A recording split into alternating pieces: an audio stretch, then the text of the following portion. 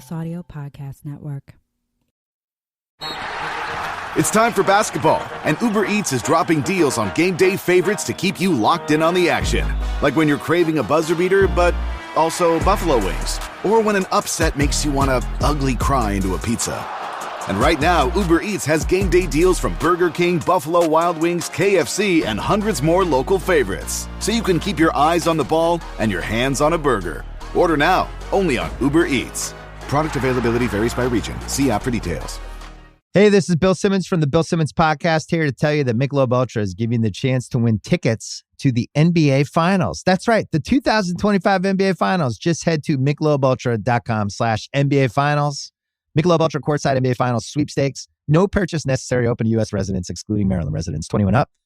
Begins at 9 a.m. EST on February 16, 2025. Ends on May 5th, 2025. See official rules at MichelobUltra.com/rules for price and details. Message and data rates may apply. Void where prohibited. Hello, you Herstory hotties, and welcome to a very special episode of Whining About Herstory. Kelley and I were so thrilled to be welcomed back to the Olmsted County History Center in Rochester, Minnesota for the third year to celebrate Women's History Month by telling the stories of Minnesota women that maybe you hadn't heard of, but definitely should have. In this live recording, we have a family-friendly telling of the stories of Martha Ripley and Engla Schey. So please enjoy this uncharacteristically family-friendly episode, and thank you so much for helping us celebrate this Women's History Month. It feels more important every year, and we are so thankful to you. And thanks again to the Olmsted County History Center for unbelievably inviting us back for a third time.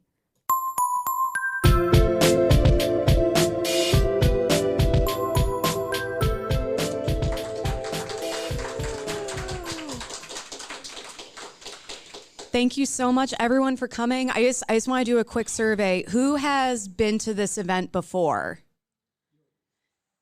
Okay. So just real quick, I just want everyone looking. Those are the obligatory friends and family members who have been guilted into coming here for the past 4 years. Thank you. Yeah. Thank you. I think it's good that they come back.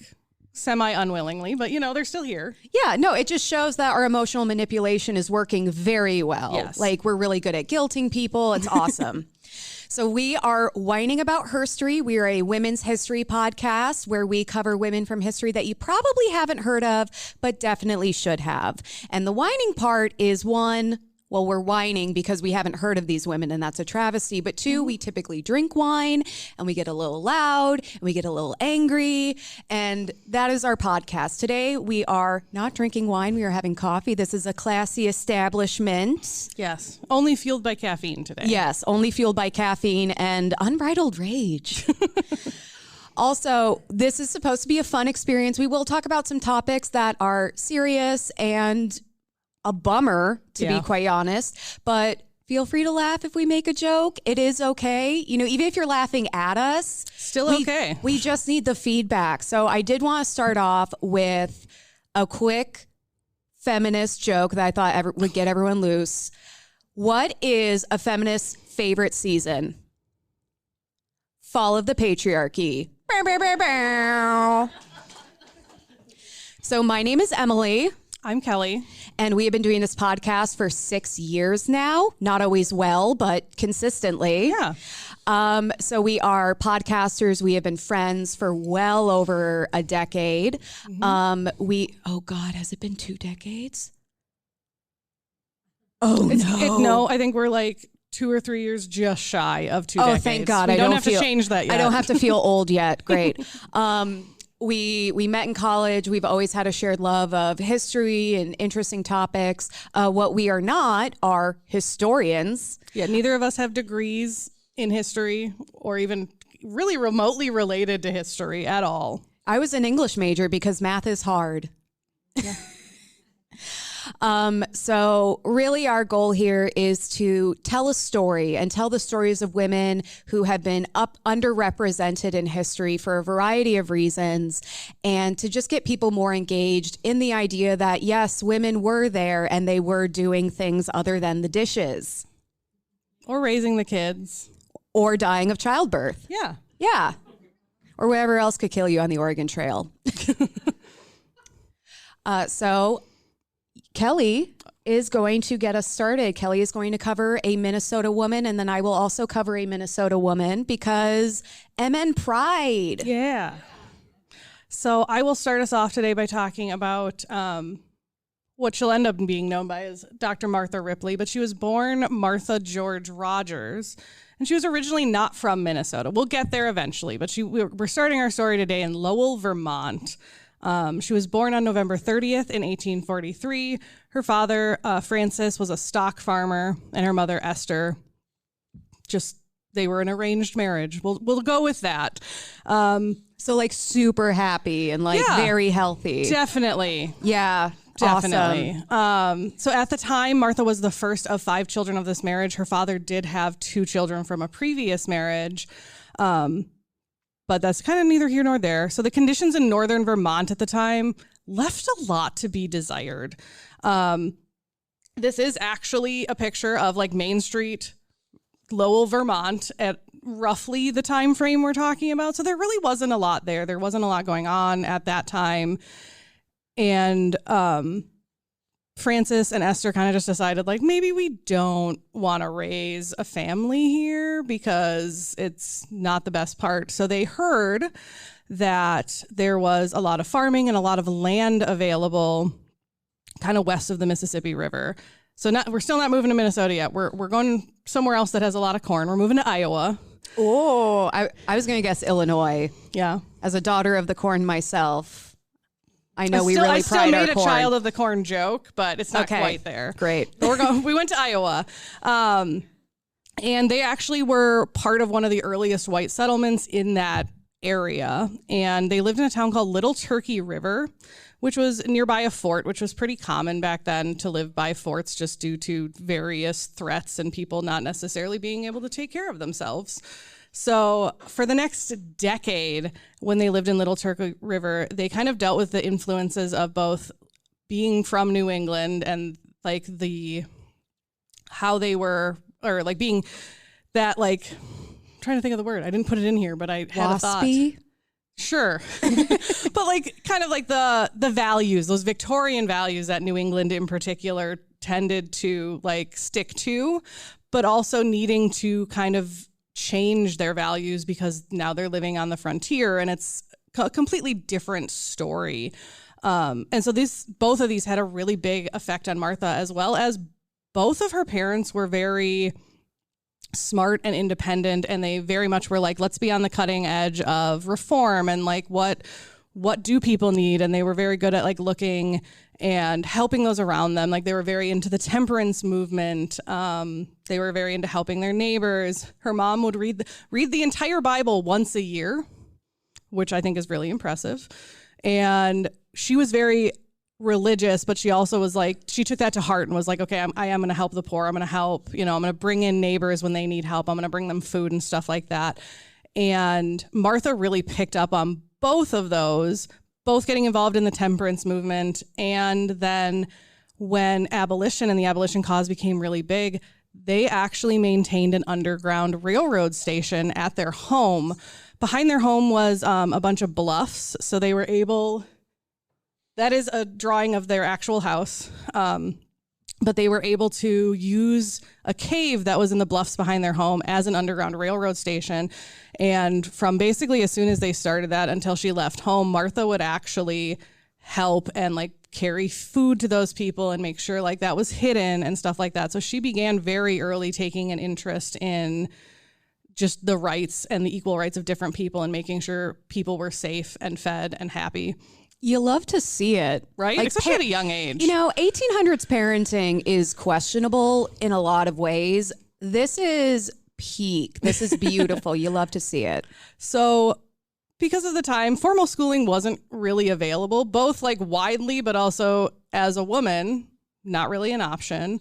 She received some rudimentary instruction from her parents, probably because they didn't have a lot of schooling themselves. So, you can only teach what you know.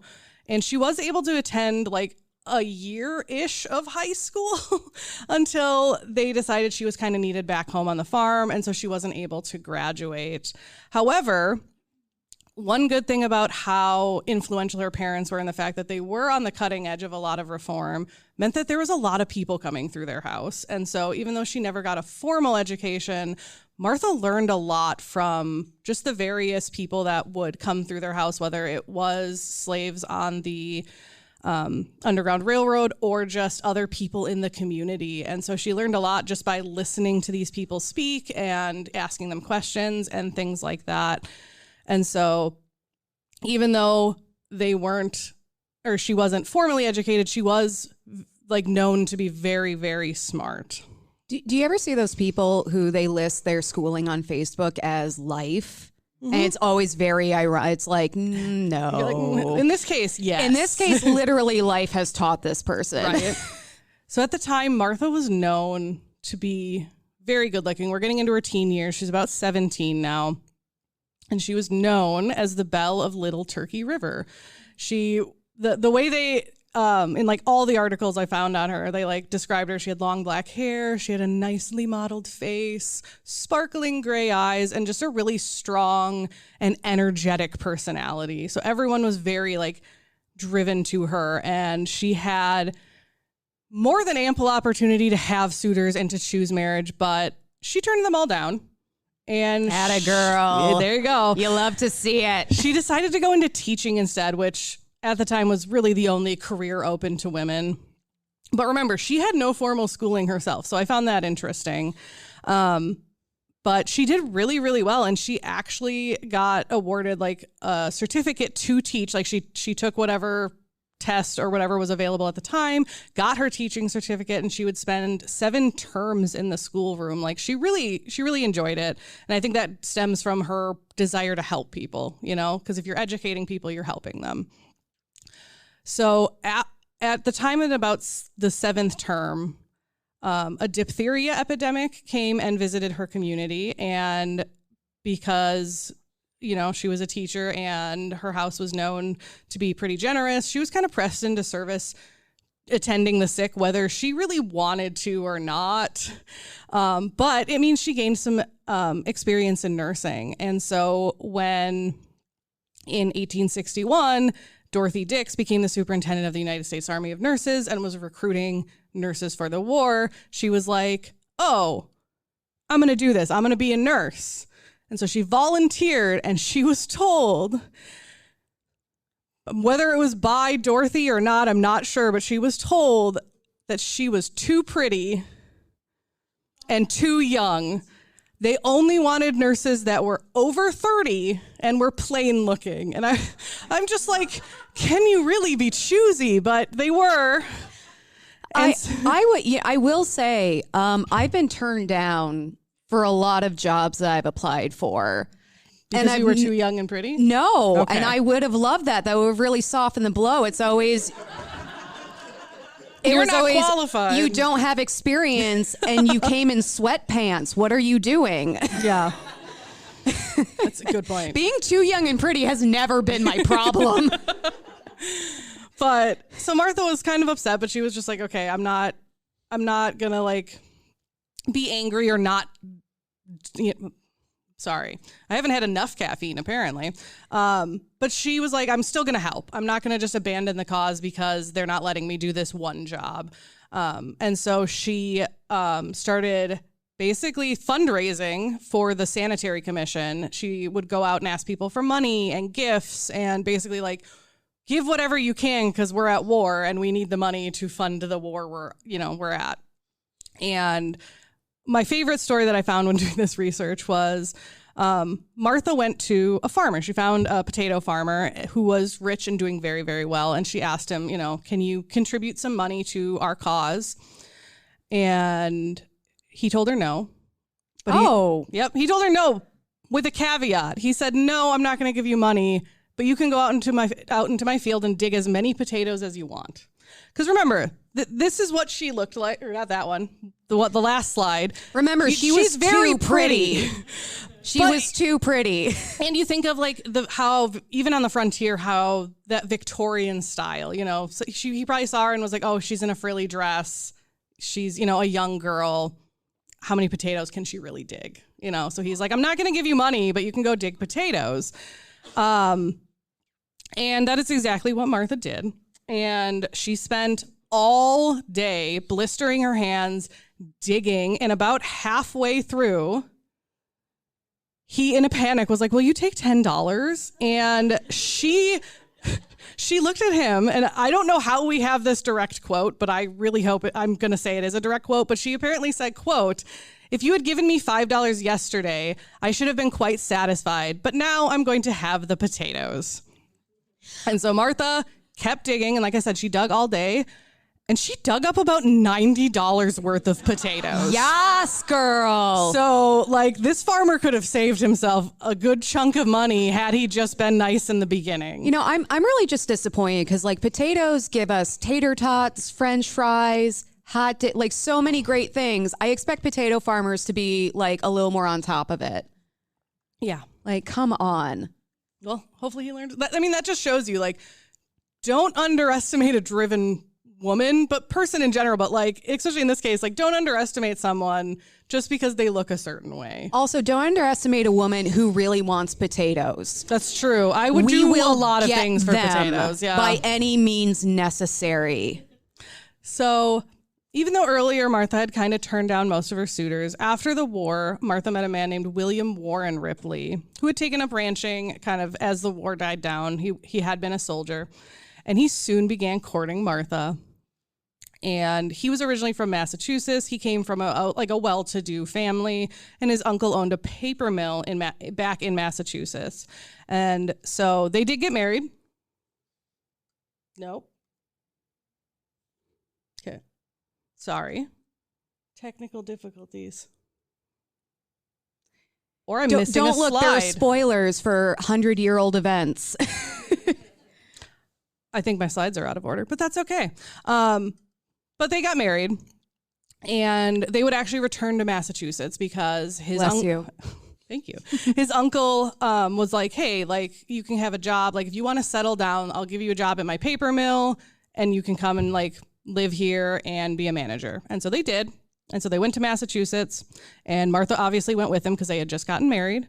And one of the things Martha said, now I can go to this slide, because this is the city they moved to. They moved to Lawrence, Massachusetts. And when they left, Martha said, the wilderness may have been the frontier for the American men, but the city is the frontier for the American women. God, I love her. I have heard Martha's story before, but it's been like 5 years. So I'm just like, I'm falling in love all over again. Right. So Martha arrived in Massachusetts as the nation was just kind of beginning to change. The war was over, reform was changing. She was also only 24 years old, so she's still very young. And Lawrence itself was a young and growing mill town, like, as everyone came back from the war and stuff like that. They made a lot of worsted wool. Wait, don't ask me what that, I don't know what it is. Is that what Worcestershire sauce is made from? I don't think so. Worcestershire wool? Yes. Okay, cool. And at the time, 60% of the 10,000 operatives in its textile mills were women. So Martha was able to kind of see that. And the other thing that was happening very nearby in Boston, Massachusetts, is because the war was over and, you know, the bigger threat, I mean, we all know slavery wasn't actually over, but in a lot of people's minds, they were like, oh, we won the war. It's done. Don't have to think about it anymore. But that's a whole other story. If only. Yeah, right. That would have been so Someone great. should have told other people that. But because the war was over, a lot of the best minds in New England were redirecting their forces of reform to, like, what is the next thing we need to work on? And this is when we start seeing a bigger push toward, like, the feminist movement and then the women's suffrage. And in Boston in particular, there was the American Women's Suffrage Association, which there was two suffrage associations at the time. There was the one not in Boston. I had this in my notes and I took it out. But one was very much like, we don't need men. Men shouldn't be involved in our suffrage. And was a little bit more aggressive. And the one in Boston was a little bit different. It was more like, we don't need men to support us, but, like, having male support will be helpful. And they were much more grassroots in that they were like, okay, we need to win the ballot in separate states. Like, we need to start as a small issue and then make it bigger, because if we can win certain states, we can make it a bigger issue.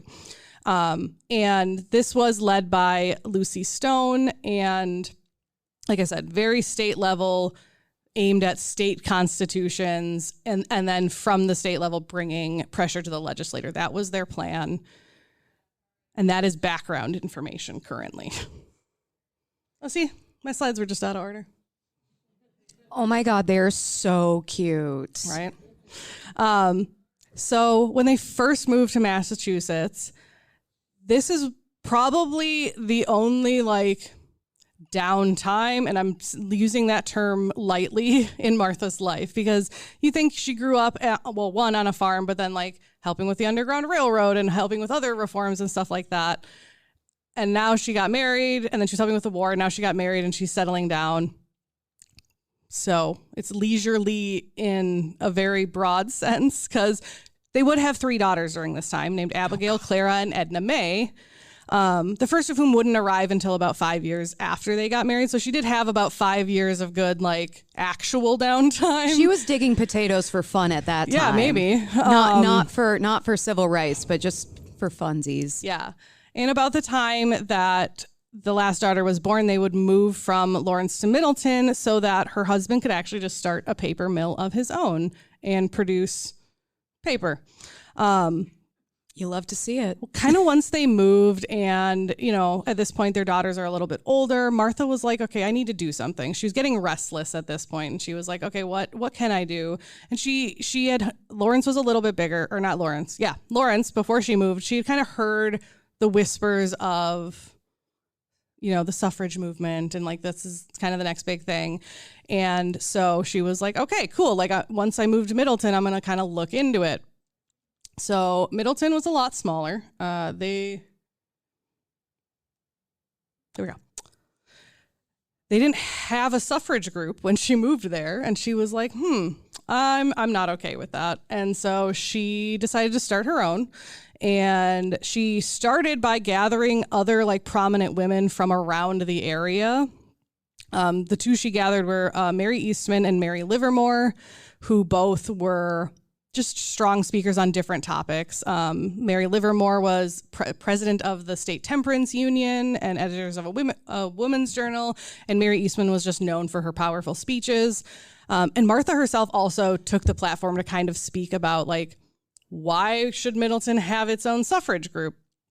And it went really well, actually. And the local women's journal that was run by one of the women that had spoken really it's kind of funny. They called it Tracking Her Movements. And I'm like, so she just had articles written about her. Okay, cool.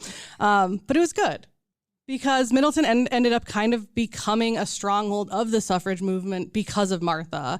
And she really took that whole like grassroots organization to heart. And she really just got everyone in the community involved and was like, okay, this is like how it affects you, instead of like, here's the broader thing we're trying to do. Here's what I'm trying to do for you. And so one of the things she observed was that, the abstract call, the overarching call for like women's vote and suffrage meant a lot less to women in a small town who didn't really care. They wanted to vote, but they were like, okay, but what does this bigger cause really have to do with us? Is it going to change anything for like us specifically? And so she would really kind of hammer home that, hey, if we can vote in general, we can vote on topics that are important to you. We can vote on things such as temperance, and we can vote in school elections, and we can vote in, you know, things that matter at home, you know, and she kind of actually phrased it as almost like the opposite, that she's like, if we can get them to give us a voice in the school elections or in the temperance movement, then maybe we can get them to give us a voice overall. And it actually went really well. People really liked it. That's so interesting, because you still hear that today with people who are like, I don't want to vote. It doesn't matter. Yeah, like, that's not going to affect me. Or, you know, the big picture politics aren't going to affect me. And then, you know, it's like, well, what about local elections? And so the fact that they were still struggling with that almost apathy. Yeah. It's interesting as it is frustrating. Oh, yeah. Yeah. But because she was doing so well, like, people really, like, people in the larger suffrage community did take notice, and she would really win a place in the inner circles of both like state and regional associations. She also would go on to attend the New England Suffrage Association conference. And her first time there, someone made a statement that women could not convert members of their sex as well as men could to the suffrage cause. That's what someone said. And Martha stood up and was like, actually. And she did. She literally stood up in the middle of whoever was speaking and was like, this is what I did. I have drafted all these people to our cause. I started our own little thing in my town. And basically took this person to the cleaners and was just like, you're wrong. And here's a real life example of why you're wrong. Can you imagine looking a woman in the eyes? I'm going to use you as an example.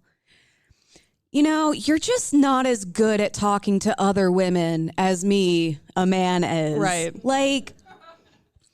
And that wasn't a joke. No, yeah, the person saying it was definitely 100% serious. I'm doing the math meme lady where I'm just make it make sense. No. No one can talk to women like men can. We know how they work. Right. That sounds exactly like what it was. It's just no, I'm better than you. And it's like, but okay. But yeah, she did not stand for haters. And that actually would happen several times where someone would make a comment about, oh, it should be this way or yeah, men should be doing this. And she would always call them out and be like, no, yes, we're fine if you support our cause, but we don't need you to run it. Support us from the background, please. And she continued to be very spirited at these meetings. People kind of knew if she was there, something was probably going to happen. And probably because of that, and because she was such a strong person to just stand up and be like, nope, you're wrong. Lucy Stone, the head of the Boston suffrage, actually invited her to speak to the association overall, and actually told her say your genuine say. I like what you're doing. I like that you're calling people out. Keep doing it. And Martha being in this inner leader of suffrage leaders also kind of helped her education and kind of taught her okay, here are the advances women are making. Here's what's going on in the wider world. Because, she lives in a tiny town. And so there isn't a lot of that connection about what is going on in the wider communities. And so she was able to get that, but she was also able to form a lot of lifelong friendships and stuff like that, which is good. It comes in handy later in her life. I want that kind of energy where I walk into a room and everyone's like, it's about to go down. They were like, if she shows up to a meeting, everyone's like, all right, where's the popcorn? Let's do this. Yeah, exactly. I love person. That. Yeah. You're getting there. I'm working on it. Normally I walk into a room, everyone's like, oh God, it's her again. So Martha never lost her passion. Yes, she was off helping people and trying to get the votes for women and everything like that, but she never lost her passion for helping the sick, because she had helped the diphtheria victims and she kind of fell in love with that, but that was kind of on the back burner of, doing the more womanly thing of getting married, starting a family. Fighting the patriarchy. Trying to get basic rights being able to vote. Exactly. But she had an incident in her adulthood. So Martha never lost that passion. And so what she would do, at the time, she didn't turn it into a job because she was busy taking care of a family and fighting for the right to vote. But she would care for the people around her. She often cared for her family or for the families of the mill hands that were working in her husband's factory, or their kids, or really just anyone that got sick. She would do what she could to help them.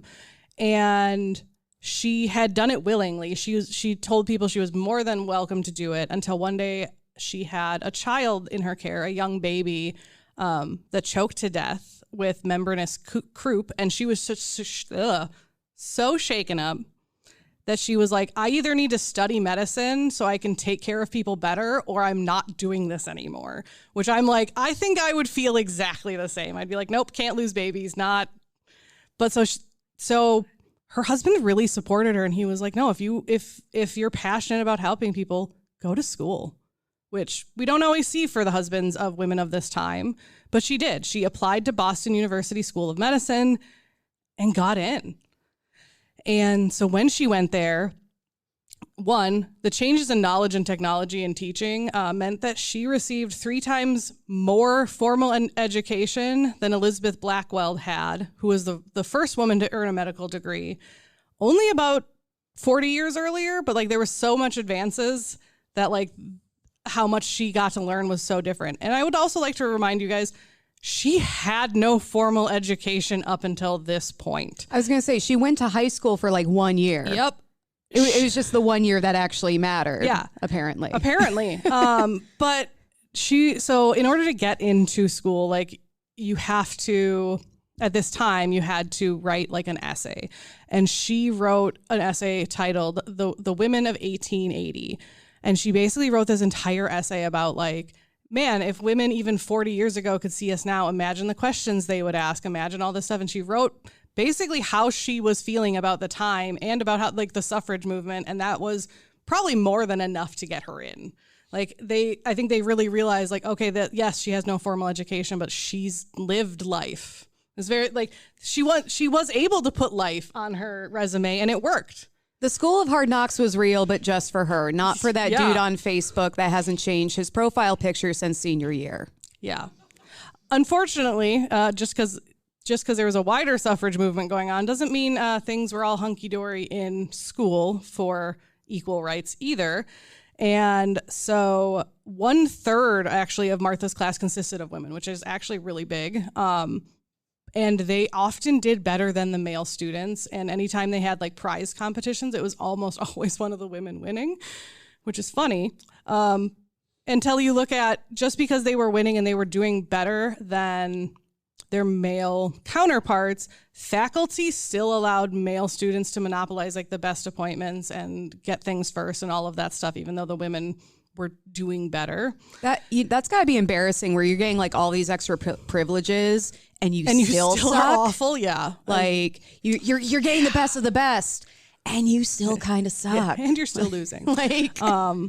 But according to family lore, or Martha's friends really, and probably with a little bit of embellishment, because honestly, if I had a friend that did something like this, I would also embellish.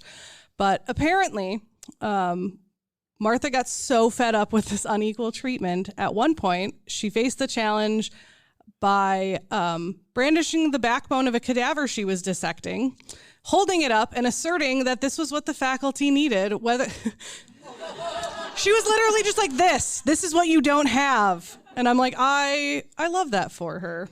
You know, I love that resistance and protest can take so many different forms, from letter writing and voting, all the way to holding up a cadaver's backbone and being like, you need this. Yeah.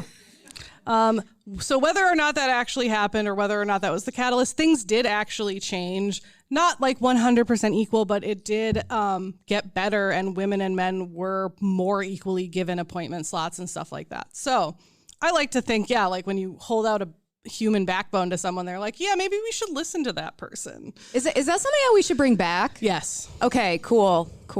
So unfortunately, why she was in school, this goal of basically just being someone that caretakes other people for fun kind of dissolved for Martha.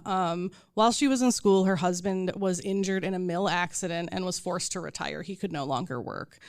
This immediately threw upon Martha the responsibility of earning an income. Because it's not just them, they have 3 kids plus them. And so, she was like, okay, crap. She graduated, she finished her program, graduated with honors. And decided, okay, like the town and the area that I'm in, New England is too settled because it was settled first. So she's like, I'm gonna figure out where else I can go. So we're finally getting to Minnesota. She went alone originally. She took a scouting trip to Minnesota. Yep. And she left her husband behind, was like, care for the kids. I will potentially be back, or I'll bring you to me, one of the two. But she did. She went to Minnesota, Minneapolis specifically, because her husband had some relatives there. And at the time, Minnesota was still a younger state, and we were still very industrial, and there was just a lot more opportunity, hopefully. So the first thing Martha did was head to the new homeopathic hospital because they had been kind of associated with the Boston School of Medicine. And they didn't give her a lot of hope. They didn't give her a job or anything like that, but she kind of felt out how things were in the area. And she began looking for office spaces and was really disappointed. So unfortunately, when a city is new, but also like burgeoning and like becoming bigger, that means there's not a lot out there. So she made comments and letters back to her family that things were either small or cheap or too remote. And basically houses were selling, literally, she said, quote, about as soon as the cellar is dry. So like you think of when we have big housing booms here, yeah, it's like house goes up for sale and you have like a day to decide if you want it or not. She was kind of going with the same thing. I also just realized, so, she was too pretty to be a nurse. Yeah. But everything in Minnesota was small and cheap. I'm like, no, that's me. Small and cheap. There we go. That's funny. Also, you said that she was disappointed with what she found. Yeah. And I got a little chill up my spine because I'm like, Martha is not a woman you want to disappoint. No. Yeah. And she said like she had looked at land and land was super expensive. And she wrote to her husband that like she wished he was there to help her make the decision. Because she's like, it sucks to do this on my own. Like, I don't need you to like make the decision for me, but I wish you were here to like help me make it because I feel like I'm making this decision for our whole family and I don't like it. But writing these things and going and viewing all these places really reminded her that it's like, okay, this isn't a visit. Like I'm looking to move here, like this isn't just me on vacation or like whatever. So this was really a downtime period in Martha's life, and her letters really reveal how she was feeling. She said to her family, I am tired and anxious. And she wrote about how she was exhausted mentally and physically. And she believed that she had been exhausted for years and had only just discovered it. And I was like, same, Martha. I was like, oh, that one hit a little hard. She reported being without ambition, hated to speak to anyone, didn't even have the energy to walk a block, and felt like she was just drifting. Martha had depression. I was just going to say, like, Martha had depression. This is all sounding very familiar and very real. Yeah, I was like, that is my degree. That one I can say. She had depression. And she did. She struggled a lot. And I think, being alone didn't help. But Minnesota and Minneapolis gradually kind of had a cleansing effect on her. And she wrote, this place grows upon one. And she wrote it in a way that, she added on that I don't think I could ever be as enthusiastic about it as your relatives are, because obviously they lived there. So they're like, Minnesota's fantastic. But she did say, like, I do like it, but she added, but not as much as I like Boston. I'm like, okay. Like, she added it, I like that, though. She's like, I can't say I don't like Boston, So as a transplant to Minnesota who has also been to Boston, I get it. Boston is gorgeous. It's just prohibitively expensive. Well, and they didn't live actually in like Boston proper. They lived in some tiny town like an hour away from Boston. But Minnesota absolutely does kind of sneak up on you and, starts rubbing your shoulders and you're like, yeah, maybe this is okay. Exactly. Everyone's so nice. Yeah, exactly. And by the time you realize that Minnesota nice is actually like Minnesota passive aggressiveness, you're already like really into it. I also think I'm like, she must have come like in the spring and was just like, no, this is okay. And I'm like, oh, honey. Like, oh, baby girl. But she did like it enough and she was able to find like a small place to rent for them. And so she did. She moved her family to Minneapolis. And it went really well. And what's interesting is before she actually like permanently found a place and moved to Minnesota, the suffrage movement reached out to call to her, the Minnesota suffrage movement, because they elected her president of the Minnesota Suffrage Association before she officially actually moved here. Which I was like, what if she had chosen not to? Well, it was no longer a choice, obviously. She was being voluntold. Oh, yeah. Well, and at this point, she had made the decision to move, but had gone back to like get her family and then move with them. So when they elected her, she actually wasn't even in the state, and no one really knew her.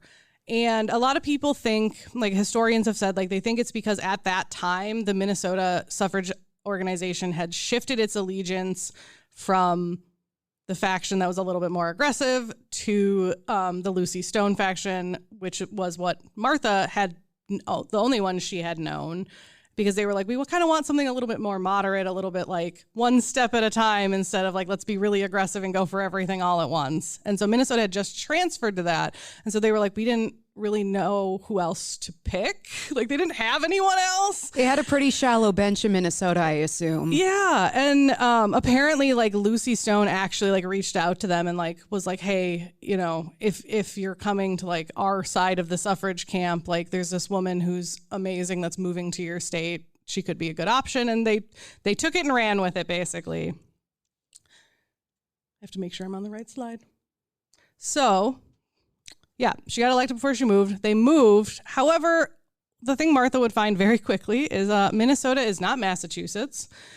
And the people here want something different. And unfortunately, Martha wouldn't make a ton of gains. Like she still did a lot for our suffrage movement, but if you looked at the amount of movement she did in Massachusetts, the amount of movement she did when she moved here, it's a lot smaller. She was able to make an alliance with the Temperance Association, which we saw that kind of all across the nation, that the Temperance Association and women's suffrage were very closely linked. She also succeeded in bringing the 17th annual convention of the American Women's Suffrage Association to Minneapolis. I think that one's pretty big. However, soon after that, she decided to give up on the presidency of Minnesota suffrage. She was like, it's not going the way I want. And she was kind of like, I want to focus on other fronts of the women's rights struggle. And I think that makes sense because you think of in Massachusetts, she was able to kind of focus on the other things while also doing the suffrage and twine them together. But she wasn't having as much success with that in Minnesota. And so she was like, I'm going to drop the overarching or the smaller thing of suffrage to open up to like women's rights in general, basically.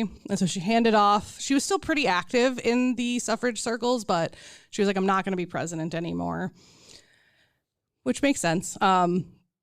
So yeah, she kind of started by literally just like sitting down and looking, okay, like what laws are kind of discriminatory and what social attitudes need to be changed. The answer was all of them. Probably. But she specifically focused on ones that were like exploitative of women, specifically exploitative of women by men, because she saw a lot of that. So she was still practicing medicine at this time, which we'll get to in a little bit. But because she was practicing medicine, she was able to kind of see the daily help.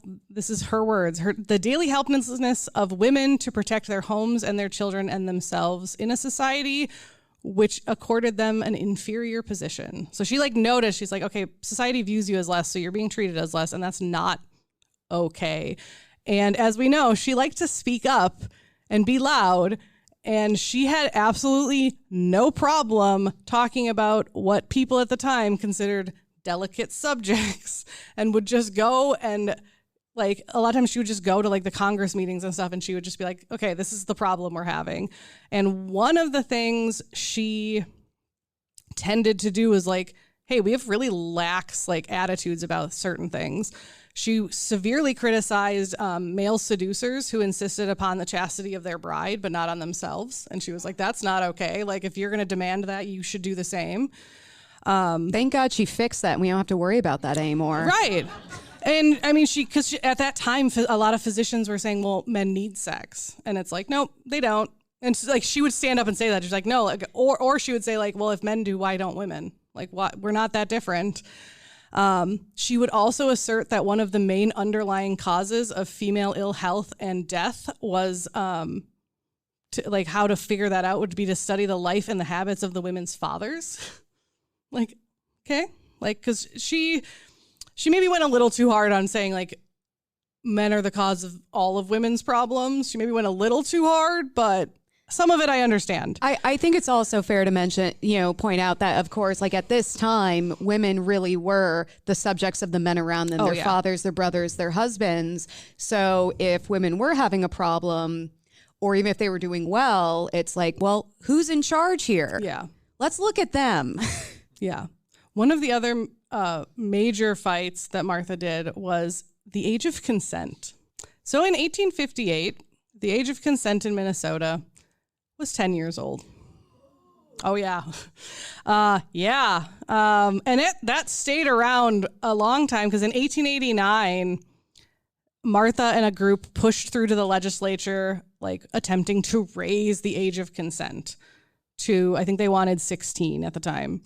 And they were like, no, they literally they said no. And they actually kind of went the opposite way. And at the time passed a law empowering fathers to be able to will away their unborn children without the consent of the mother.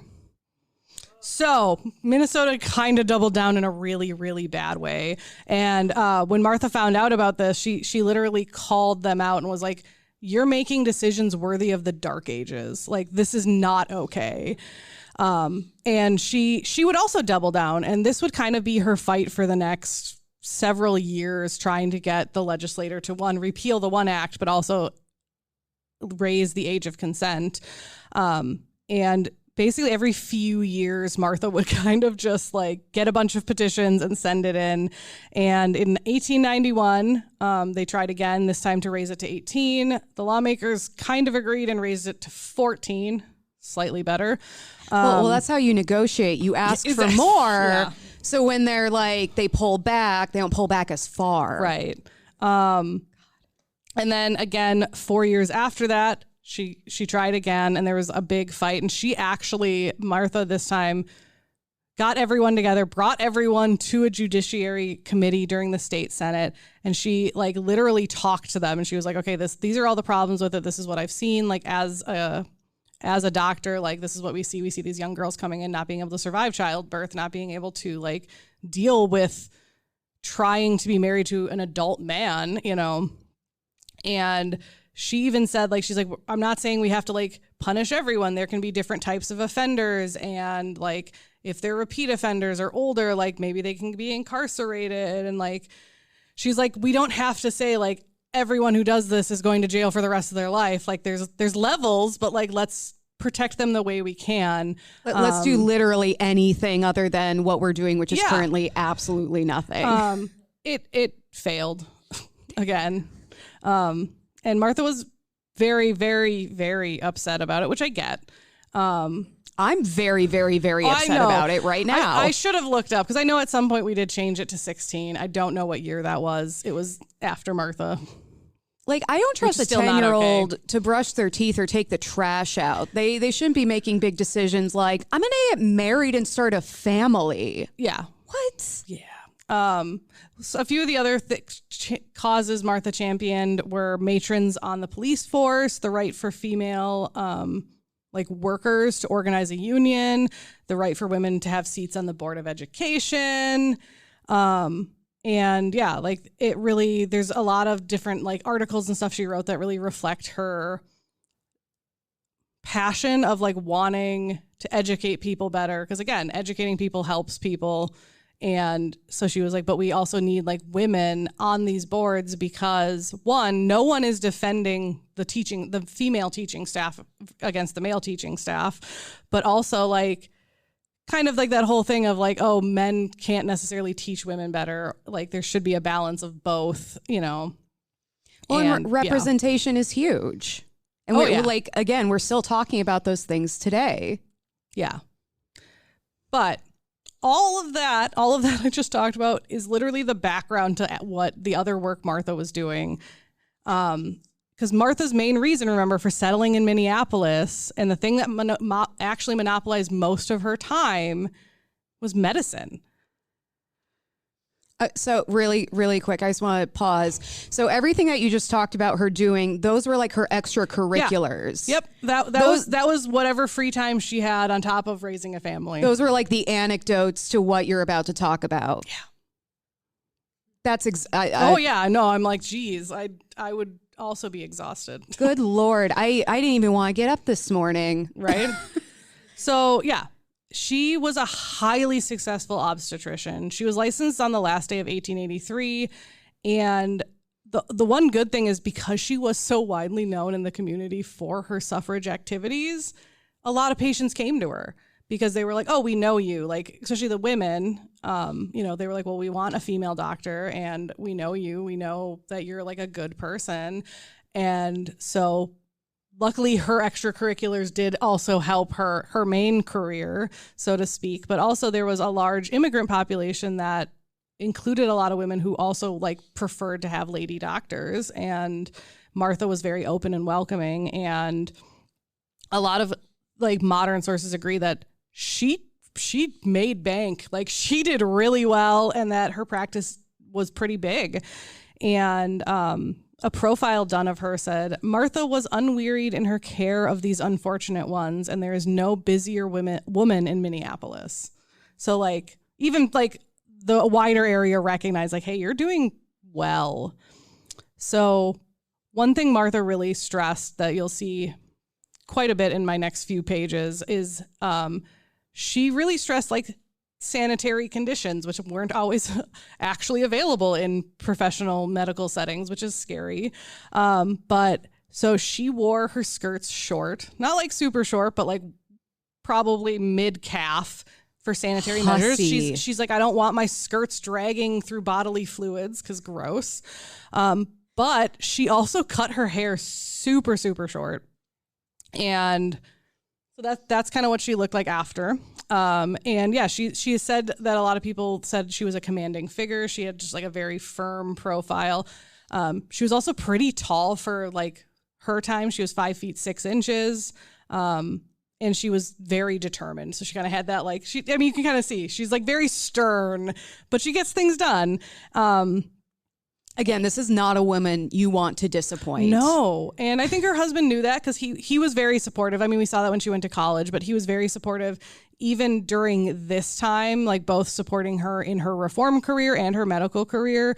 And one of their daughters, like later in life, actually said she remembers him heating up soapstones and taking her on night calls in a heated buggy when she needed it. So he was very, very nice. That's what a king looks like. Right? That's what a king looks like. So Martha approached her responsibilities to the medical community with a deep earnestness. And she actually said at one point that she knows her duty is to not keep silent when wrong exists, which obviously we've seen her standing up to a bunch of people that when she's like, nope, you are wrong. And so she continued kind of her lifelong crusade for women's rights in her medical practice and campaigned for a wide variety of reforms related to public health and women's health in general. And she was frequently in the newspapers, who often like teased her because she was so well known, but they also like a lot of times would champion her as well. And yeah, she would kind of begin a really big war on filth and a battle for pure water, which is kind of shocking that they needed that back then, but it was back then. But she would be a big proponent of Minneapolis and Minnesota in general, changing how they did their contagious disease wards. Because she was like, hey, maybe we should have them in separate rooms and not in one unventilated room put all of them together. Like, because they would put patients with different contagious diseases all in one room, and then everyone would get worse. And they were like, why? And Martha's like, this is why. I feel like I would have done really well back in that time, because it was like, okay, so you see how we're putting all these sick people together and then they keep getting each other sick? What if, and bear with me, what if we didn't do that? Yeah. And it was revolutionary. What if we had clean drinking water? Yeah. The next big fight that Martha had on her hands was actually the fight for cremation, for sanitary reasons. So at the time, sanitary means for being buried in the ground had not actually been devised yet. So we're kind of like pre-modern burials, which is shocking because this is like it's 18 something, but like 1880 something, but still I'm like, really? There wasn't like you hadn't figured out coffins yet? but okay. And as urbanization advanced and these cities got bigger and bigger, they also realized like, hey, we have a bunch of overcrowded graveyards that we can't really do anything with. There's too many bodies to move them. Because when they were smaller graveyards, that's a lot of times what they would do is they would just dig people up and move them to a new graveyard. But they did that so many times that they're like, we can't really do that anymore. They're too big. And so Martha actually knew from other people in her social circle, like Lucy Stone, who had been cremated, and Martha had been there and like watched the process and then like talked to the doctors and stuff. And she learned like, hey, this is actually pretty sanitary and it's a good way to not take up a ton of space in the city, which the city was kind of figuring out. And so she actually brought it to the Minneapolis Homeopathic Institute to try to like get them on her side. And she was like, okay, guys, like, here is my paper on why we should cremate people based on sanitary and economic reasons. And she talked about like her observation of watching cremations, but then she also talked about cremation is generally more safe for the living because you're not dealing with like rotting corpses in the ground. It costs less than a burial because you have one building and you just maintain that instead of having to dig new plots. You don't necessarily need a gravekeeper. And I'm thinking she maybe added this in like humor, but maybe not. You're not going to be buried alive if you're cremated. That was literally one of her reasons. She was like, no one's going to be afraid of being buried alive. There's no reason for like the little bell on the string for when you wake up. Yeah, from you your, don't need that. Coma. It's great. Also, I just want to point out, she watched her friend get cremated. Yeah. She had several friends that got cremated, like back in like Boston in a more developed there's city. like your work friends, I'm going to get coffee with you friends. And then I'm going to watch you get cremated friends. That's a friendship. Yeah. If you don't have someone in your life who you would watch get cremated, do you even have friends? I'd watch you get cremated. I would watch you get cremated. We're good. It'd be great. But yeah, and her commitment to bringing cremation to Minneapolis and Minnesota was so total that she told her husband, if they don't, her whole family actually, if they don't have cremation, if cremation is not an option in this state when I die, send me back to Boston and have me cremated. Oh, I thought you were going to say have a bonfire in the backyard. No, she's too into sanitation for that. You're right. That would be incredibly unsanitary. All right. So Martha's crowning achievement, on top of everything she's already done, was really looking at maternity in Minneapolis. And she would go on to establish what was known as the Minneapolis Maternity Hospital. And this hospital very much reflected like, okay, the welfare of women and doing what's good for them, but also the physician's responsibility to give medical care whenever it's needed and wherever it's needed to whoever it's needed. So in the 19th century Minneapolis, as a lot of places at this time, unwed mothers were very afraid of childbirth because of the physical and psychological hazards. So that was true for like wed mothers too, but it was worse for unwed mothers. A lot of hospital maternity facilities were limited, and a lot of babies were being delivered at home because a lot of city hospitals wouldn't admit unmarried women to have babies.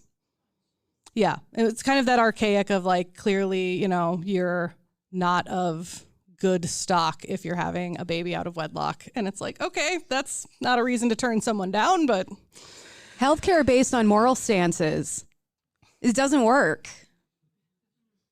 There we go. Okay. So the only time in Minneapolis, the only place that would accept unwed mothers to give birth was a place called the Bethany Home for the Friendless. Yep.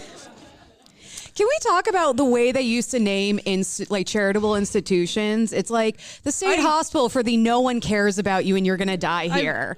Are you kidding? The Bethany House for the friendless and we hate you. Mm-hmm. Words do matter, people. So this was like a city funded-ish place where charity cases were sent and young innocents, I have a lot of quotes in this area, were thrown with hardened older women that might be like prostitutes or something else that like basically probably should be kept separate. And Martha would look at the situation and be like, this is not okay, because the Bethany home focused on punishment and like punishing these women for their sins rather than being like, okay, how do we get you on your feet? Like, you've just had this baby. Do you want the baby? Do you not want the baby? How do we like get you moving forward with your life? So yeah, she was like, I'm not a fan. And so she established her own, as I said, maternity hospital. And in 1886 is when she took in her first patients. And actually, when she opened taking her first patient, she actually got 3 different patients. And the first 3 patients she got really goes to show like the type of women that hospitals were turning down, because they were from all walks of life. One was an immigrant teacher. One was the daughter of a clergyman. And the third was a Scandinavian girl who was homeless, friendless, and destitute. So like, she's like, I'll cater to everyone. Like, it doesn't matter. And Martha didn't care. She's like, I don't care what the circumstances of your pregnancy were. You need someone to care for you. And so they originally literally just rented the small house and hired one nurse. And then it was just her and that one nurse. But those first 3 patients were very quickly joined by other patients. And friends of the doctor would rally around Martha to help her get some aid, and they would actually provide her a temporary rent-free 18-room house on the north side of town, which I was like, dang, that person's losing out on money there. But they would admit 19 patients in the next 4 months, which showed Martha that, okay, nope, this is something that actually like needs to happen, and we need like a permanent home. And so, as Martha would, she would organize all her forces and form a corporation to, quote, provide a lying-in hospital for the confinement of married and unmarried women who are without mean or suitable abode to be cared for at the time of childbirth. I love at no point did she call them like friendless or charity cases. Yeah. You know, there's like a sense of humanity when talking about other human beings. Yep. And she added another article that said, we will care for the destitute children born in this institution. Whether or not like the mom wanted to keep them, like they also became kind of a daycare, which is awesome. And so she kind of, like I said, she rallied. She was able to gather $8,500, and they purchased this building. Nope. That building. So cute. They listed it as a new brick veneered building containing large, sunny, home-like rooms. I'm like, okay, cool. I love a good big front porch. That's awesome. Yep. And then, as you can see, she also hired like a bigger nursing staff, and they also had like 2 or 3 other doctors on staff as well. And during this time, they accepted a lot of gifts or like charitable contributions. And I kept this in because I think it's funny, but nothing was refused, including 500 pounds of flour donated by Charles Pillsbury. He was the original doughboy. I know. I was like, you'd think he would have money to give, not just flour. Well, they were going to spend that money on flour anyway, you know. Yeah. There were some problems that Martha would run into, and she was not a fan of red tape. And so she tended to very efficiently either go around it or find a way through it. And she kind of, became known as this very, again, strong force to be reckoned with, which we all knew that from everything else. But it was very hard. But the hardest difficulty to overcome was public opinion wasn't really in their favor at that time, because these women were viewed as, not respectable and stuff like that. So she really had to kind of figure out how to get around that. And she knew people were telling some people not to go there, even if they couldn't afford it. Cause you're going to be looked at wrong because you're going to a hospital designed for women who are unwed. But it's like, they had people that were married come there too. They just couldn't afford to go to a regular hospital. Thank God we don't have a culture of shame around women and their choices anymore. I'm so glad Martha took care of that for us. So eventually the hospital would buy a 5-acre tract of land on Western and Penn Avenue in the cities, and they would move there. So again, bigger building.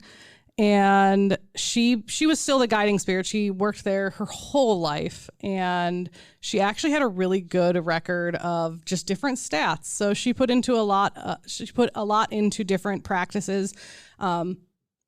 Again, they were also dealing with contagious diseases. So one of the first things she did when they moved to the 5 acres of land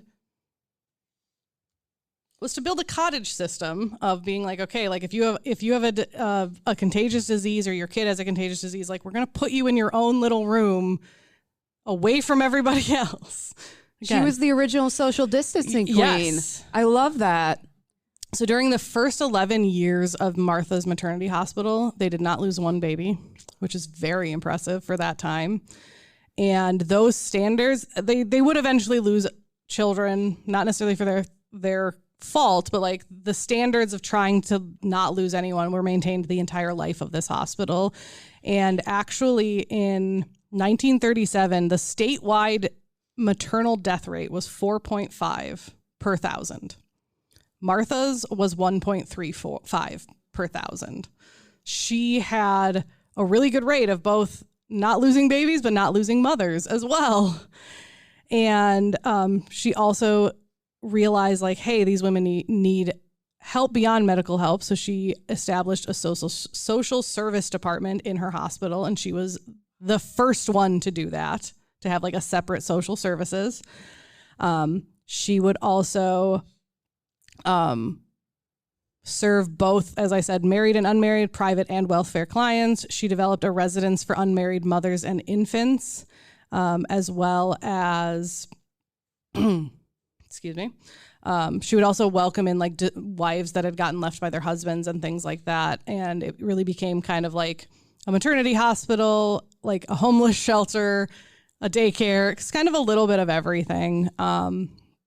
And she really did work toward rehabilitation. Not saying that they needed rehabilitation, but she really talked also kind of about their mental health. And I think that's kind of the rehabilitation part in my mind, because she said like, she noticed that they would be so sad and they would have this sense of like shame and disgrace, that life became such a heavy burden for them. And so she's like, we need to kind of fix that, because like, how are they going to get back on their feet if that's how they feel? And so these people were surrounded with wholesome influences. They were asked, not made to, they were asked to attend religious services. If they chose to keep their babies, they were trained on like how to take care of them and how to like move forward in life. They also offered like, let's help you find employment and let's like get you some vocational training and stuff like that. Because they knew, particularly for the unwed mothers, like a lot of their families weren't going to take them back. That's just kind of how it was back then, which is awful.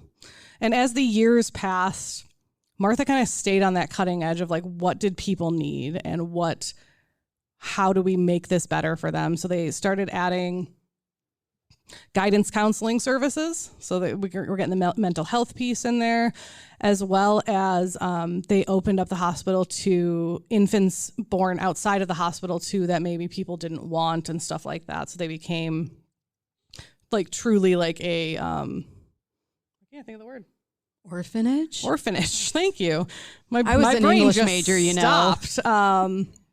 And they also operated as an informal adoption agency for a very long time, which was a little questionable. I will grant you that. Sometimes I was like, but they did their best to like seek out good homes, usually that were Christian and temperance based.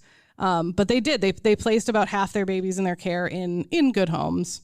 The other half either didn't get placed or were taken by with their mothers.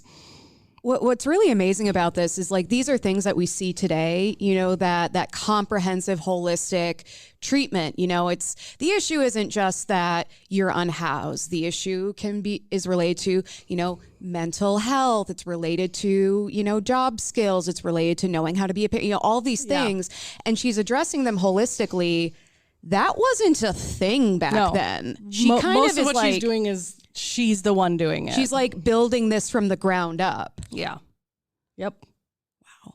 So at the end of 1911, which was 25 years after the founding of the initial maternity hospital, they had cared for a total of 5,200 patients. And Martha had no intention of stopping. unfortunately, that's other sources had intention of stopping her. And shortly after Christmas that year, she ignored her own health and advanced years and tired body and went out in inclement weather, probably a blizzard, to support a humanitarian cause at the Capitol. And she caught a respiratory infection, which would unfortunately prove fatal. And right before she passed, she actually asked the person caring for her, "Is everything all right at the hospital?" And those were her last words before she would die on April 18th, 1912. Minneapolis had adopted cremation by then, so she was cremated, and she was actually put in the cornerstone of a building called the Martha G. Ripley Memorial Building, which is on the grounds of the maternity hospital, and so her ashes are in the building. I didn't see anywhere that they said they moved them, so as far as I know, she's still there. And so that's pretty awesome. I love that, she had no intentions of stopping, and the only thing that could was her actual death. Yeah, exactly. That's pretty metal. Yeah. So Martha contributed a lot, and it wasn't just the maternity hospital. She contributed a lot to Minnesota and Minneapolis in general, and one of her daughters and a lot of devoted friends actually secured some funding and got approval from the state to be able to put a bronze plaque, and that is in the state capitol building, in the rotunda where they have people from Minnesota you should know. It mostly talks about the maternity hospital because it calls her a pioneer woman physician. But it does kind of say she was a far-sighted visionary, or she had far-sighted vision and sympathy, fearless in spirit, courageous in action, champion of righteousness, her life a noble influence and an endearing inspiration. So that was Martha, but I did want to give a little side note. So the hospital campus of the maternity hospital still exists. It was originally bought by the Children's Hospital in Minneapolis, and when it was sold to them, they used some of the funds to create the Ripley Memorial Foundation, which gives out money to people who need it. And the hospital grounds and buildings were actually put onto the National Register of Historic Places and was redeveloped into a place called Ripley Gardens, which is affordable housing. And that happened in 2007, but I looked it up and it is still actually there. And they do very much talk about their history, which made me really good or glad. But so they've added more buildings and stuff, but a lot of the original buildings are still there. And I love that, years later, it's still doing something I think Martha would be proud of. So yeah, that was Martha and her maternity hospital.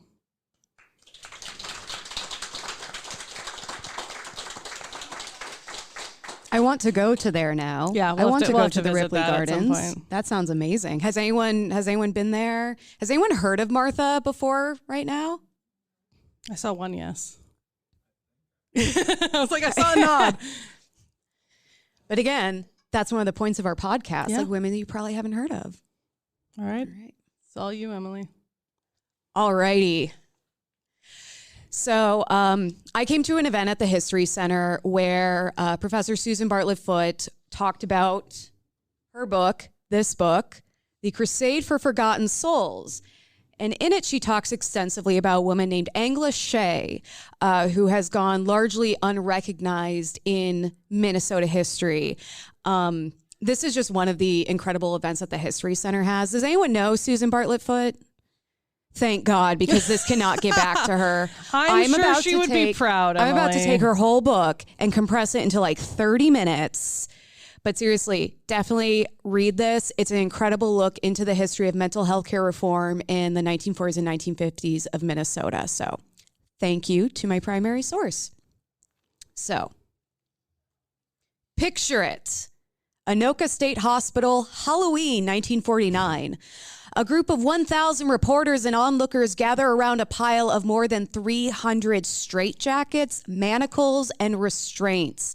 Standing before them, flaming torch in hand, is Minnesota Governor Luther Youngdahl. Governor Youngdahl lowers the flame onto the pile of straitjackets, setting them ablaze and declaring that he will liberate patients, quote, from barbarous, devices and the approach which these devices symbolize. True to his word and his flaming torch. I'm sorry, you cannot like say something with a flaming torch and then not hold yourself to it. No, yeah, exactly. Governor Youngdahl became a leader in mental health care reform in Minnesota, or what he called the Crusade for Forgotten Souls. But while the dramatic Halloween straitjacket fire, which I really wish I could have gone to. It would be like, it sounds like they probably had a big party afterward. Oh my gosh. Like, I want to recreate it, and then it's just like Johnny, like, would not recommend in a burning ring of fire. Would not recommend cooking any marshmallows over that fire, though. That sounds hazardous to your health. Also, no cremations, because as we learned, that would be unsanitary. There you go.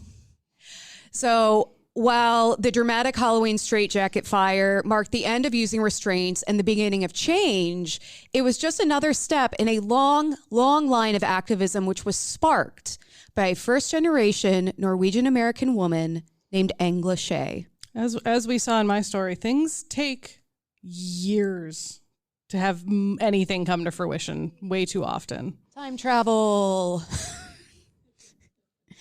So Engla Schey was born in Spruce Valley, Minnesota in 1868 to Norwegian immigrants Anders and Helen Schey. Aw, they're so cute. The family grew to include 2 sisters and a brother, and by all accounts, they were a typical Norwegian immigrant family, but like every family, they had their problems. Were they not eating enough lutefisk? I mean, entirely possible. Entirely possible. So Anders was called a free thinker, which like sounds really nice until you put the Minnesota nice spin on, like, oh, you know, he was a free thinker. Known to be welcoming to folks and peddlers, regardless of their religion or race, he wasn't opposed to enjoying some dancing, card playing, and there are no children here, right? Cool, I can say it, whiskey, which like, same, don't tempt me with a good time. He advised that one should always keep an open mind. That's probably where the free thinking came from. Yes. Helen, on the other hand, was deeply pious. She's a deeply pious Lutheran woman who rejected what she called works of the devil, such as dancing, card playing, and of course, the devil's hooch. Did I mention this was an arranged marriage? Yeah. Fortunately for us, Engla took after her father, and she was described as a bright and thoughtful child and a daddy's girl. She had compassion for those in need and struggled with her mother's black and white views on morality.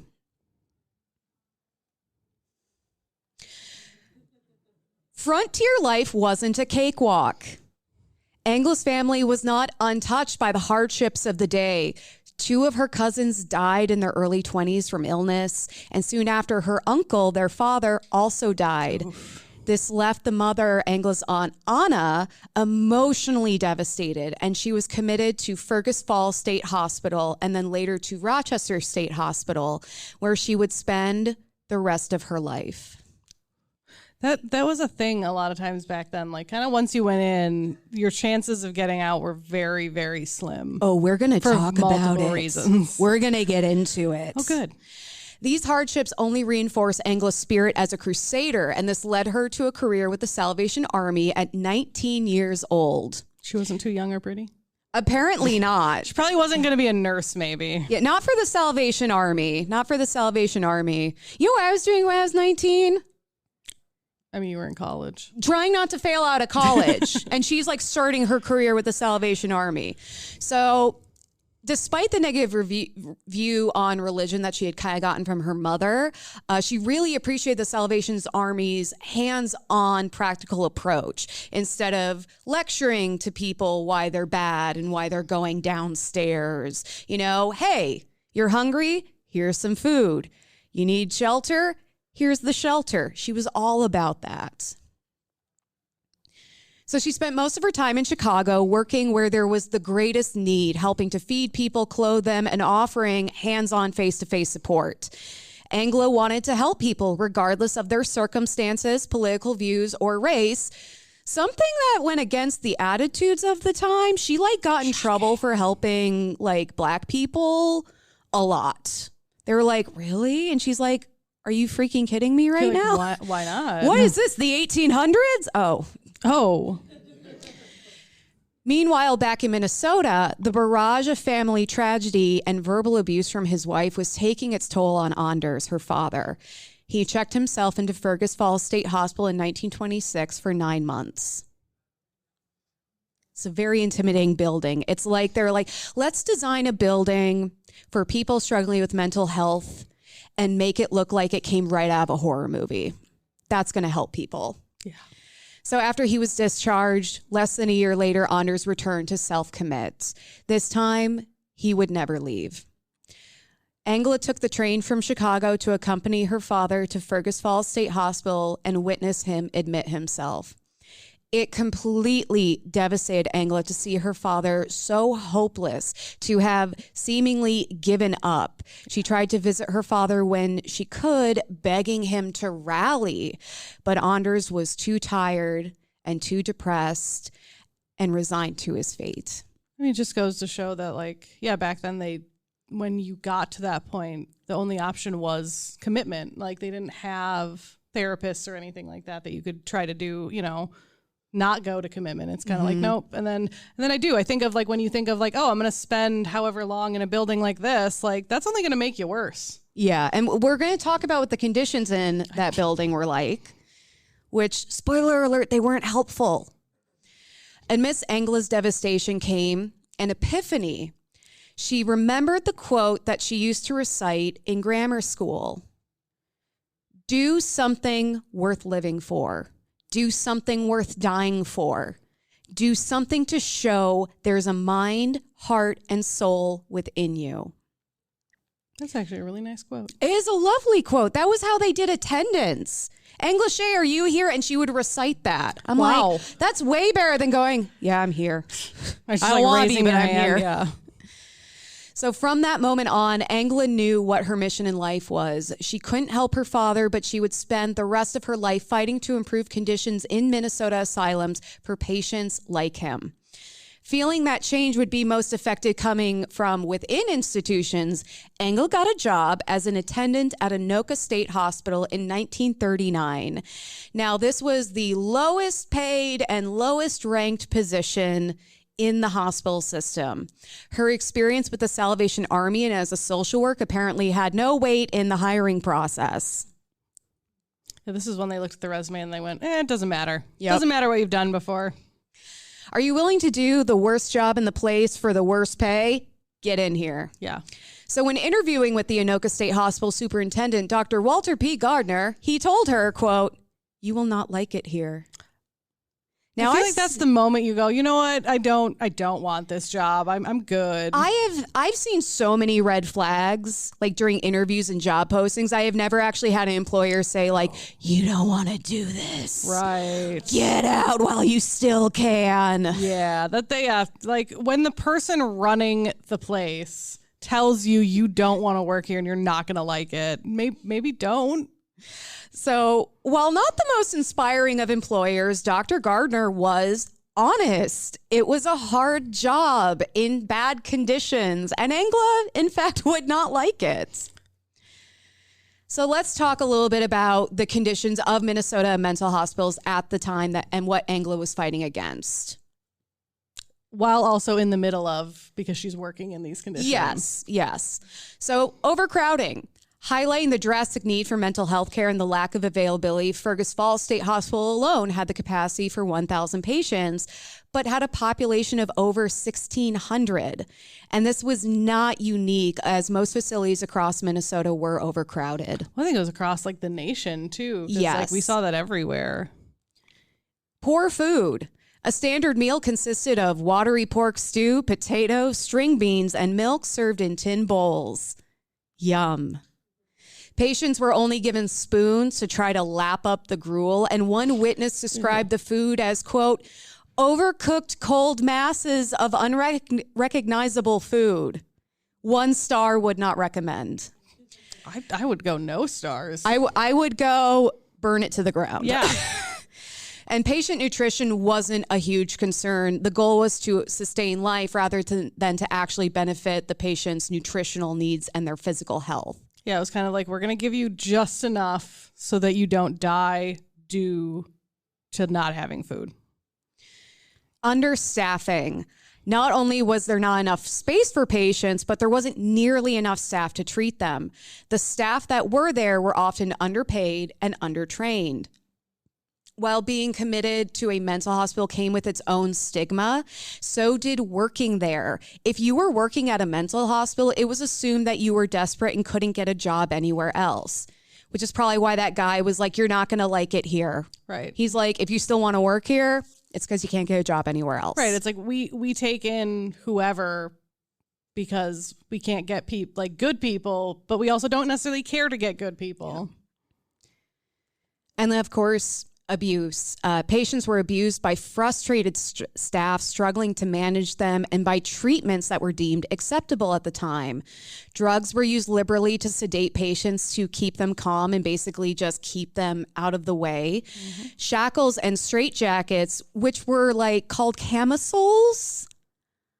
I don't want to call my tank tops that bad anymore. I don't know why you have to try and cute up straitjackets. That's like, instead of me saying I have anxiety, it's like, I'm just eccentric. It's fine. You're a free thinker. I'm a free thinker. So these kinds of restraints were used to restrain patients, keep them in line, and again, just kind of keep them out of the way without actually addressing the issues behind any of their behaviors. Patients may be camisoled and then tied to benches for hours or days at a time. Electroshock therapy was a standard part of a patient's intake, regardless of their symptoms. Rochester State Hospital Superintendent Dr. Magnus Peterson boasted that of the 1,600 patients they had, half had received electroshock therapy, some more than once, and often on the day of admission. Yeah, it sounds like, unlike today where it's used as a treatment, very specifically, very controlled. Yeah. It was used as a form of restraining them, we're going to give you this and you're going to calm down because we're literally frying your brain. It was their version of unplugging your computer and then plugging it back in again, just kind of like hoping it reset everything. Lobotomies had also become very popular and were endorsed by state hospital staff, such as the Rochester Superintendent, Dr. Peterson. I don't like him. I'm not a fan. He's a complex individual, which is my Minnesota nice way of saying it's a lot. There's a lot going on there. So he was, quote, near being cited before the ethics committee of the Minnesota State Medical Society, not so much for carrying out the procedure, but doing too many. Mm-hmm. How many lobotomies is too many? Apparently over 130. Oh my gosh. That's where you started getting the, I feel like you're using lobotomies as a crutch now. Well, they didn't even stop him. They were just like, we should think about bringing this guy to the ethics committee. We should think about it. Let's whittle down the lobotomies. So in short, these were not pleasant places, let alone places that encouraged healing and recovery. But patients at these hospitals were extreme cases. They were ranting and raving lunatics that foamed at the mouth and heard voices and saw visions. People who were violent and suffering from severe psychosis. Right? You may be surprised to learn how little it took to get committed to a mental hospital. So let's play a game. Because it is Women's History Month, and of course, that is our focus, let's talk about what specifically women could be committed for with a little pop quiz. So which of these conditions, and just take a time to look them over, were not historically used to commit women to a mental hospital? Suffering from depression or anxiety or genuine mental illness, postpartum symptoms, being overwhelmed, grief, poverty, senility, religious or political excitement. That is so broad. I love it. Excitement. Like what does that even mean? What is the clinical definition of that, also, please? I grew up Catholic. I've been to church. No one there is excited. Having opinions that differ from your spouse. Oh, I would be there then. Having a child outside of marriage. Pursuing education. Laziness. Reading novels. Wanting the right to vote, and this is my absolute favorite, imaginary female trouble. I like that one because that one is literally like a coverall of like, yeah. If I don't like you, I'm just going to say you have imaginary female trouble and you can go away now. And other problems as assigned. So does anyone think any of these were not conditions to be hospitalized for at that time? Not now. You're absolutely right. It was a trick question. They were all valid reasons for commitment. I also didn't add reasons. Just literally, because if your husband brought you in, that could just be the reason of like, I don't want to deal with her anymore. That could be a reason. I don't think I could have been married. I would have been brought in all the time. Like, she's a lot. I need a break. I need 5 minutes without her wanting the right to vote and reading. Yeah. Let's say I probably wouldn't have made it to marriage because my parents would have been like, she's reading too much. Take her. So I personally check most of these boxes, and I think I can assume a lot of other people in this room would check those boxes. Unfortunately, now today I can't call in for imaginary female trouble. It's a little bummer. So historically, women could be involuntarily committed by a father, husband, brother, or other male in their life, just based on the man's assertion that the woman was in fact crazy. Yep. Engla wrote of one patient that she met named Lucille, who had been committed by her parents because of an out-of-wedlock pregnancy. Engla described Lucille as beautiful and an intelligent girl who had been committed by her parents out of their own shame. Yeah, so it's like, it wasn't even like she had a baby out of wedlock, but like she had nothing wrong with her. Her parents were literally like, I am so ashamed, I don't want to deal with you. Yeah. So Lucille gave birth to her baby at the state hospital, and though it wouldn't be easy, she planned on taking her baby and making a life for the two of them. Aww. Instead, the welfare agency took her child. Of course. Because a crazy woman could never take care of a baby. A single woman could never take care of a baby by herself. I mean, granted, I wouldn't want to take care of a baby in the conditions that she is living in that hospital, but that doesn't mean she doesn't have the capacity to do it. Exactly. So the trauma drove Lucille to extreme grief, and the once initially cooperative patient became incredibly hostile, which fair. Oh, yeah. I've become very hostile over less. Try just very angry and sad, and I would be too. So she would be restrained for months at a time in an effort to just control her. Look what they put me through, Lucille told Engla. Sure, I was cooperative when I was pregnant and when the baby was here, but I ceased being cooperative after that. They weren't fair with me. I'm not crazy. Lucille, restrained in a camisole, was now waiting to receive a prefrontal lobotomy. Lucille told Engla, quote, all I needed was a fair chance. Keep my baby and get out of here. When it's like, it's a cycle. They take her baby, they cause her trauma. She gets upset by it. Then they then use that to be like, see, you are crazy because you're upset. And it's like, no, I was fine until you decided to take my baby. It's a trap. Yeah. So interactions like this only spurred Engla's dedication to enact change within Minnesota's mental hospitals, but it was much easier said than done. The staff hierarchy in mental hospitals was problematic. At best, probably. At best. Attendants like Engla, who primarily worked with patients, were seen as the lowest of the low. They had no power and no say in how patients were treated or the conditions of the hospital. Change had to come from above. Not God, the superintendents. Unfortunately, you mean the ones performing the lobotomies and then just leaving the patients? Oh, the guy who told her she was going to hate it there. Yeah. Cool. Unfortunately, those in power seemed content with the status quo and completely inflexible and not open to change. While working at Anoka, Engla earned a reputation for being difficult, for speaking out against abuse and advocating for improvements. And because of this, she was blocked from being promoted or receiving additional training that she may have been qualified for. Realizing that she had hit a dead end at Anoka, Engla transferred to the Rochester State Hospital in 1945. Woo. We're getting local, super local. It's woo for Rochester, not woo for the state hospital. Compared to Anoka, Rochester State Hospital was marginally better. Not that the bar was very high. The hospital had the benefit of being close to the Mayo Clinic. There were a lot of nursing students who would work there, and the superintendent, Dr. Magnus Peterson, was great at drumming up funding. However, it still suffered from the same issues of overcrowding, understaffing, and abuse that plagued other hospitals in the Minnesota system.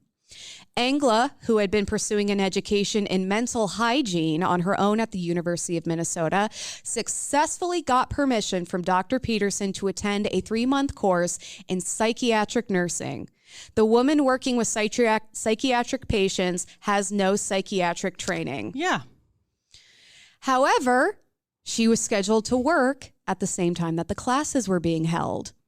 When she complained about this, Engla was told that she was needed on the ward, and that was the end of the discussion. Yeah, I was like, I gave you permission to go. That doesn't mean I'm going to let you not work. It's very like Cinderella, where they're like, well, if you can get all your chores done, you can go to the ball, and then they just like rip her dress to shreds at the last minute. Like, just kidding.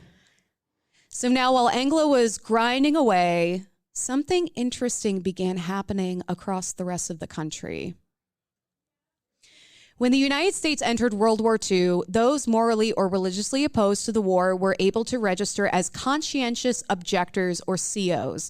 43,000 men in the United States registered and were instead assigned to civilian public service roles, such as working in mental hospitals. Now, what happens when thousands of peace-loving guys witness the deplorable conditions in mental hospitals? They get angry and they get active. A mental health care reform movement began to grow. COs established the mental hygiene program to advocate for better conditions in mental hospitals and educating people on mental health topics. And this would later lead to the formation of the National Mental Health Foundation, or NMHF. Engla was an avid supporter of the NMHF. She's like, finally! Yeah. And became a key contact in Minnesota. She fought to get NMHF materials and attendant handbooks into hospitals. She petitioned higher ups and state officials to join hands with the organization. She tirelessly wrote letters and other materials advocating for reform. Yeah, she's like, this is what we need. Like, people are already doing the thing. All we need to do is have them help us do the thing. Exactly. She's doing all of this while working 48 hours per week at the Rochester State Hospital. Again, I'm exhausted just reading that. Yeah. Her work led to her attendance at the 1946 Minnesota Unitarian Conference, where she made an impassioned plea for reform. Engla couldn't have imagined what would come from this fateful event. Because of the work of conscientious objectors, mental health reform was a hot topic of discussion, especially among Unitarians who were very hands-on, like, let's do the thing. Though Minnesota had some of the worst mental hospitals in the country, locals were apathetic to what was going on. They took the stance that while other hospitals obviously had issues, those kinds of things weren't happening here in Minnesota. It's that blind eye of like, well, other people do it, but we don't. Well, not here, not here. A headline in the St. Paul Pioneer Press magazine proudly declared, "No snake pits in Minnesota asylums." Engla directly attacked this myth, using her own firsthand experience to express the seriousness of hospital conditions. At the conference, Engla recalled, when someone said, "We have gone to the highest authority, we have talked to superintendents," I stood up and volunteered, "You have not gone to the highest authority. These men are so far removed from the patient and low-level personnel that they don't often know what is cooking," which was gruel. Take a dance band out and dance with the patients. Then you will get an idea about what needs to be done at mental hospitals. So again, it's this, don't take the word of the people who are benefiting from the system as it is, who are not actually interacting with the patients, that everything is fine. Let's talk to the patients themselves. Right. Or the people that are there every day with them, or both. Again, like, it was so easy to be radical for a minute. So one of the core tenets of the Unitarian Church was civic engagement. In response to growing concerns about mental health care in Minnesota, the Minnesota Unitarian Church formed a committee on mental health hospitals with the goal of investigating concerns and addressing them.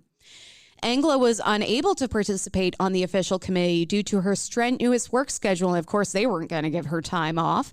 However, she was still incredibly active, writing letters detailing concerns, advice, suggestions, and contacts that would be incredibly important to the committee. The committee was chaired by Unitarian minister Arthur Foote. Yes, relation. He had also been at the Unitarian conference and heard Engla speak, recalling later, riled by the frequency with which individuals to whom she appealed, even among Unitarians, tried to reassure her about the conditions in Minnesota state hospitals, which they were sure were not as bad as those in other states. She made some pretty frank disclosures. Yeah, it's one of those things of someone who doesn't know what's going on, trying to say they know what's going on and being confronted by someone who actually is there and seeing things. Well, men are just so much better at talking to women about other women. Right. People who don't see these patients are so much better at telling us how these patients are doing. Yep.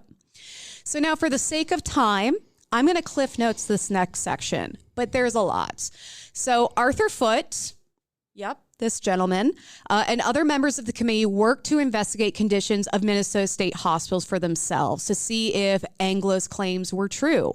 And when they found out they definitely were, they worked to bring awareness to the dire situation to political leaders such as Governor Luther Youngdahl. Elected in 1947, Governor Youngdahl had a reputation for prioritizing social issues, including mental health care reform. After concerns about conditions at the Faribault State School for the Feeble-Minded arose. Oh, wow. That's another good named one, yeah. Could we have workshopped that name a little more? I went to the Faribault School for the Feeble-Minded, and all I got was trauma. Yeah. So he began working on addressing the need for reform. So Arthur Foote brought the committee's work to Governor Youngdahl's attention and helped to spur on some of the most extensive mental health care reform in Minnesota's history, and beginning Youngdahl's Crusade for Forgotten Souls and the best Halloween bonfire in our state's history. Heck yeah. And probably the most helpful. Incredible. Way more helpful than mine. Yeah. Where I wake up the next day in my backyard and I'm like, how'd I get here? So you don't know that wouldn't have happened at that one. I mean, it wouldn't have been in your backyard, but you don't know that you wouldn't have woken up outside. So improvements that came from reform included better food that actually met the nutritional needs of patients. Shocking. And looked like real food. Greater focus on supporting patients' mental health rather than controlling behaviors through force and restraints, including art therapy, libraries, and social gatherings. And painting cats. Training for all staff so that they would know how to manage patients' behaviors and actually support their mental health. Yeah, like giving them the training they actually need instead of just being like, yeah, if you're desperate enough, you can work here. Well, and then I also feel bad for a lot of the attendants because they're given no training. They are trying to help people who have complex issues, a variety of complex issues. They're not getting paid. Of course, they're frustrated and they're looking for the easiest option to control people, control their behaviors, which of course doesn't work. It's a bad math problem. It equals bad. Well, it's like I said in my story, it's like they're focusing on punishment over like reform or actually even helping anyone. Exactly. So Governor Youngdahl understandably gets a lot of credit for being a crusader for mental health reform. But none of this would have happened if Engla Schey had not fought on the front lines for improved conditions. If Engla had not gone to the Unitarian Conference and challenged the no snake pits in Minnesota mentality, if she had not spoken up, she was the catalyst and a constant driving force for all of this change. Engla would go on to work at Hastings State Hospital until the early 1960s. And unfortunately, after a flurry of reform, the public had seemed to kind of lose interest in the whole mental health care thing. She lamented at how some of the issues and attitudes that she had fought so hard against began creeping back in. Yeah. Engla retired professionally, but would never from her advocacy. She became active in the peace movement and never stopped advocating for mental health care reform. By the 1970s and 80s, most of Minnesota state hospitals had closed due to lack of funding and just changement in treatment trends. Mm-hmm. More outpatient treatment, less inpatient treatment. Very much. Engla Schey died in 1980 at the age of 84, and per her request, she received no fuss and no funeral. I just want to make everyone know, I want fuss. My funeral is going to be lit. And Kelley, you will be at my cremation. It's going to be great. It'll be great. Mark your calendars. Unfortunately, many of the issues that plagued Engla's time still affect mental health care today. Stigma, lack of access to care, lack of funding, and high demand being met with short supply. Yeah. Thankfully, others have taken up Engla's cause. The National Alliance of Mental Illness, or NAMI, is the nation's largest grassroots mental health organization dedicated to providing education, mental health care, and advocacy.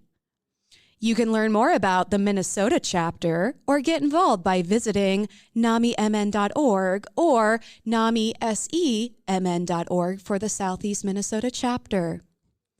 Hashtag not sponsored. I was like, that was a very nice presenter voice. Well, I'm really going for the Vanna White. Yeah, Vanna White. I'm after her job. Although I'm probably not pretty enough. Again, short and cheap. That's my brand. Engla Schey died at Fergus Falls State Hospital in January of 1955 at 89 years old. It was a tragic end to a life plagued by sadness. But Anders gave us all a gift. He loved his daughter Engla so much, and that unyielding love grew within Engla Schey until it blossomed into a movement that continues today. And that is the abridged version of the story of Engla Schey.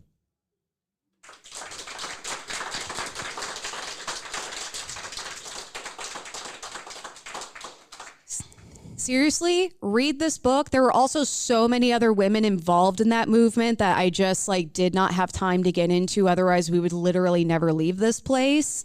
Find this wherever you find books. Go to your local small bookseller like Garden Party Books, shop local.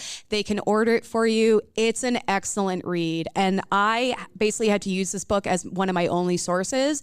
There's not a lot out there. I don't even remember if Engla Schey has a Wikipedia page, which I might have to start getting on that. Yeah. I might have to figure out how Wikipedia works. So if you are interested in our podcast at all, you can find us wherever you find podcasts, including Spotify, Apple Podcasts, Stitcher. Literally everywhere. Just Google it, Everyone except for my parents, please do not listen. I want you to keep being proud of me. And I, again, just want to thank so much the History Center for having us here. This is our 4th year doing this. We have covered different women every time. It's our 3rd year. Is our 3rd year? It's our 3rd year doing it. I even know how long we've been doing the podcast. That's my job. I remember those things. I don't even know how old I am or what period of time I am. Fine.